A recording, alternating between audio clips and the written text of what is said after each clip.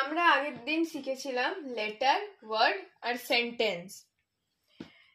আমি যখন letter, word, sentence শিখিয়েছিলাম তখন বলেছিলাম একটা সেন্টেন্স তৈরি করতে গেলে সাবজেক্ট, ভার্ব আর অবজেক্ট দরকার। কিন্তু সাবজেক্ট, ভার্ব, অবজেক্ট আমরা এই তিনটে জিনিস নিয়ে এখনো জানি না কিছু। আমাদেরকে সাবজেক্ট, ভার্ব, অবজেক্ট চিনতে গেলে আগে সেন্টেন্সকে দুটো ভাগে ভাগ করা হয়, সাবজেক্ট আর প্রেডিকেট। এই দুটো ভাগকে আগে ভালো করে জানতে হবে, তবেই আমরা সাবজেক্ট কি, অবজেক্ট কি আর ভার্ব কি চিনতে পারবো। তাহলে আমি লিখছি সেন্টেন্সকে দুটো ভাগে ভাগ করা হয়।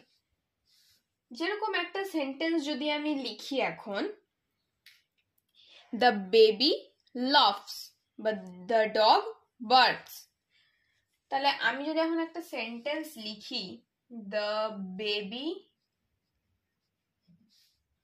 লাভস, এই গোটা একটা সেন্টেন্স। আমি বলেছিলাম যে দুটো অক্ষর দিয়ে করলেও সেন্টেন্স, তিনটে অক্ষর দিয়ে লিখলেও সেন্টেন্স। সেন্টেন্স তখনই হবে যখন আ গ্রুপ অফ ওয়ার্ডস হয়। এটা একটা গ্রুপ অফ ওয়ার্ডস, তাহলে আমাদেরকে এখান থেকে সাবজেক্টটা বুঝে নিতে হবে। আমরা বুঝবো কি করে যে কোনটা সাবজেক্ট? বাক্যে যার সম্বন্ধে কিছু বলা হয় তাকে সাবজেক্ট বলে। এখানে কার সম্বন্ধে বলা হচ্ছে? একটা বেবি, একটা বাচ্চার সম্বন্ধে বলা হচ্ছে।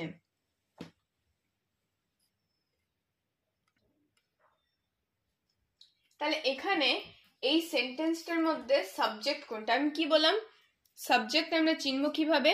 বাক্যে যার সম্বন্ধে কিছু বলা হয় বা যে ব্যক্তি বা বস্তুটা নিয়ে আমরা বলছি।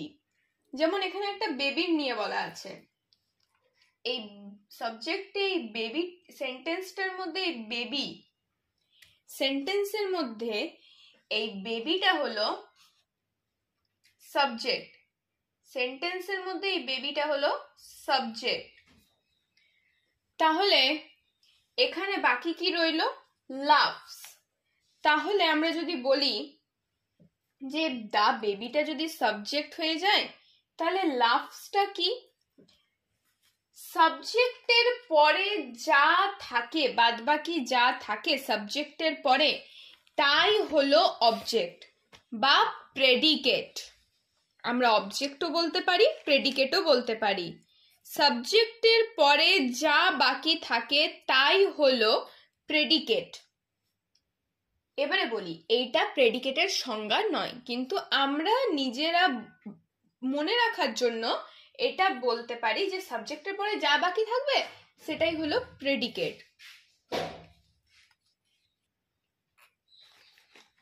তাহলে কি বললাম? সাবজেক্টের পরে যা থাকে বাদবাকি তাই হলো প্রেডিকেট। তাহলে এখানে প্রেডিকেট কোনটা? তাহলে এখানে লাভসটা হলো প্রেডিকেট। তাহলে আমরা সাবজেক্টের সংজ্ঞা হিসেবে কি লিখতে পারি? আমাদেরকে যদি বলে ডিফাইন সাবজেক্ট, তাহলে আমরা সাবজেক্টের ডিফাইন কি করতে পারি? বাক্যে যার সম্বন্ধে কিছু বলা হয়, বাক্যে যার সম্বন্ধে কিছু বলা হয় তাকে সাবজেক্ট বলে। আমি বাংলাতে লিখছি যাতে বুঝতে সুবিধে হয়। বাক্যে যার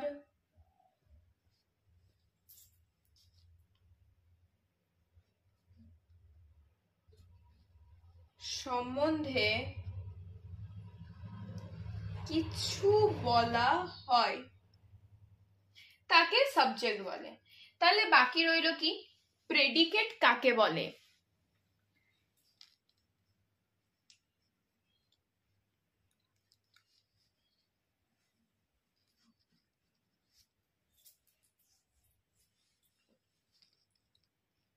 সাবজেক্ট সম্বন্ধে যা কিছু বলা হয় তাকে প্রেডিকেট বলে। বাক্যে সাবজেক্ট সম্বন্ধে যা কিছু বলা হয় তাকে প্রেডিকেট বলে।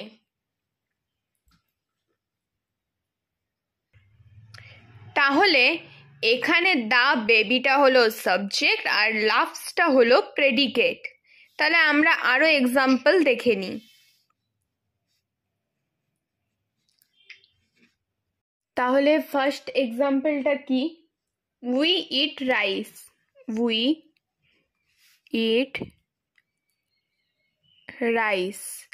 আচ্ছা, আমরা এখানে দেখতে পাচ্ছি তিনটে ওয়ার্ড আছে। We eat rice. উই মানে আমরা, ইট মানে রাইস, ইট মানে খাই, আর রাইস মানে ভাত। আমরা ভাত খাই। তাহলে এখানে কার সম্বন্ধে কিছু বলা হচ্ছে? উই এর সম্বন্ধে বলা হচ্ছে। এখানে কার সম্বন্ধে বলা হচ্ছে? উই এর সম্বন্ধে।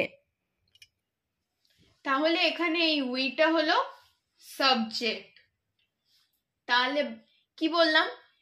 বাক্যে সাবজেক্টের সম্বন্ধে যা কিছু বলা হয়, তাহলে এখানে কার সম্বন্ধে বলা হচ্ছে? উই এর সম্বন্ধে।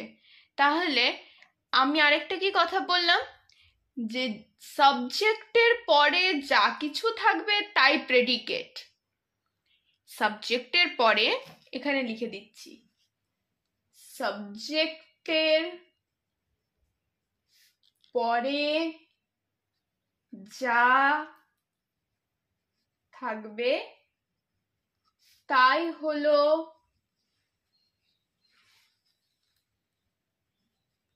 প্রেডিকেট। সাবজেক্টের পরে যা কিছু থাকবে তাই হলো প্রেডিকেট। তাহলে এখানে উই এর পরে বাকি কি আছে? Eat rice. তাহলে এটা গোটাটাই হলো প্রেডিকেট।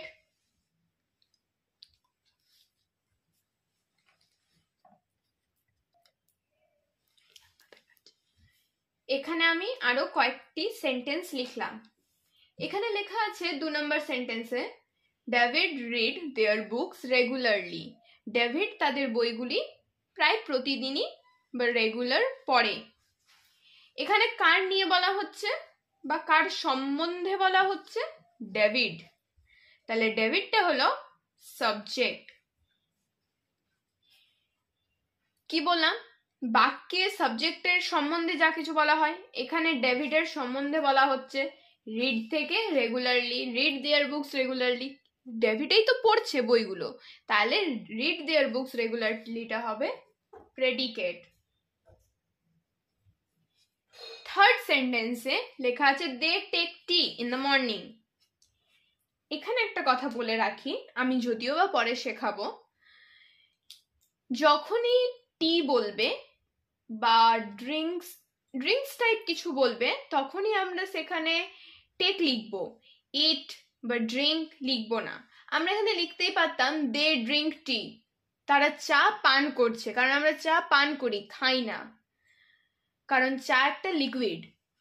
যখনই লিকুইড টাইপ কিছু হবে তখনই টেক বসবে। তাহলে এখানে লেখা আছে they take tea in the morning. এখানে একটা কথা বলি, David reads their book regularly. David একজন, তাই জন্য এটা আমি পরে বোঝাবো আরেকবার যখন ভার্ব বোঝাবো। এখানে বলা আছে they take tea in the morning. এখানে থার্ড পারসন সিঙ্গুলার নাম্বার বলে ভার্বের পাশে এস বসেছে, আর এখানে থার্ড পারসন নয়, এটা সেকেন্ড পারসন বলে এখানে ভার্বের পাশে এস বা ইএস বসেনি। তাহলে they take tea in the morning, তারা সকালবেলায় চা পান করছে।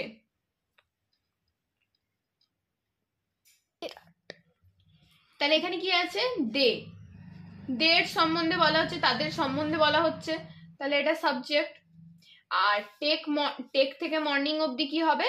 প্রেডিকেট, কারণ ওটার সাবজেক্টের সম্বন্ধে বলা হচ্ছে। তারপরে আই এম প্লেইং ফুটবল নাও। আইটা কি? আয়ের বাক্যে আয়ের সম্বন্ধে বলা হচ্ছে, তাহলে সাবজেক্ট। আর এম থেকে নাও অবধি প্রেডিকেট, কারণ এই আয়ের সম্বন্ধে বলা হচ্ছে। বাক্যে আই কে নিয়ে বলা হলে সাবজেক্ট, আই এর সম্বন্ধে বলা হচ্ছে বলে প্রেডিকেট। কারণ আই ফুটবল খেলছে, আমি ফুটবল খেলছি। এখানে এবারে বলি Apu and Dipu are here.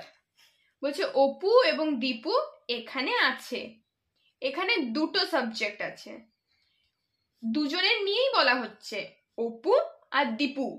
তাহলে এখানে সাবজেক্ট কোনটা?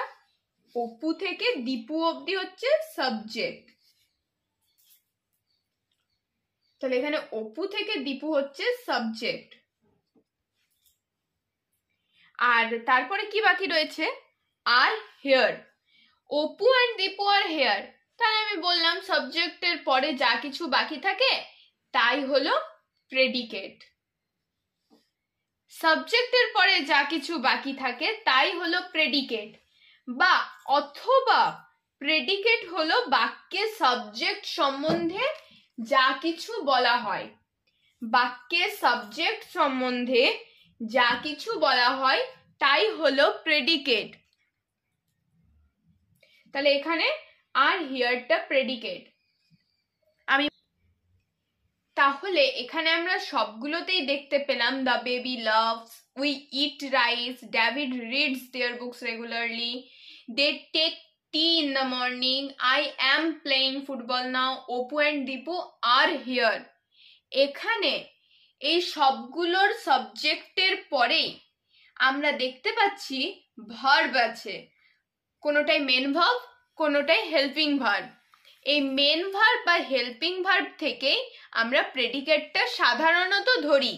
ইন কেস আমরা কোনো কোনো সেন্টেন্সে দেখতে পাবো যে আমাদের সাবজেক্টের পরে ভার্ব রয়েছে না, কিন্তু মোস্ট ইন দ্য কেসেস সাবজেক্টের পরেই ভার্ব বসে।